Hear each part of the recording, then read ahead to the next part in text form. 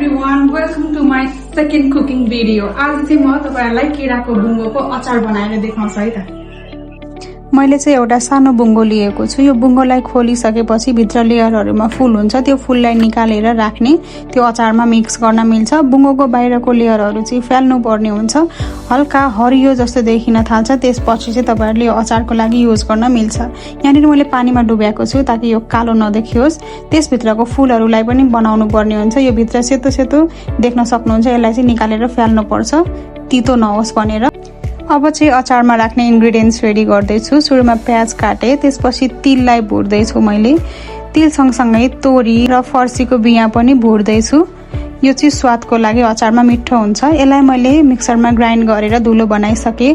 अब मैले थोरै आलु पनि मिक्स गर्छु अचारको लागि। आलु र अघि काटेर राखेको बुङ्गोलाई चाहिँ कुकरमा बोइल गर्नको लागि सिटी लगाइदिने।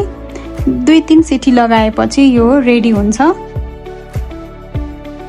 बोइल गरिसकेपछि यो यतिको भइसकेको छ। अब यसलाई मैले अचारको लागि रेडी गर्दै छु।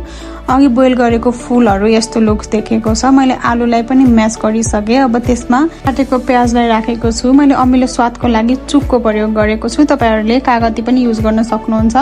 अघि बोइल गरेको बुङ्गो र फुललाई एड गरे, अघि ग्राइन्ड गरेको धुलोहरुलाई पनि एड गरे, साथै नुन पनि एड गरे। अब यसलाई चाहिँ तेलमा झान्नु पर्ने हुन्छ। मैले तोरीको तेल लिएको छु। मेथी फुराइसके मैले अलिकति, अनि त्यसमा लसुन, अदुवा र थोरै पिसेको टिमुरलाई पनि राखेर मैले पकाउँदै छु।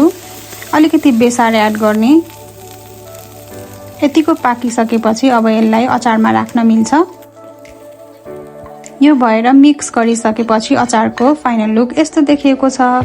तपाईहरुकोतिर यो बुङ्गोको अचार खानुहुन्छ कि हुँदैन, बुङ्गोलाई के भन्छ कमेन्ट गर्नुस् है त।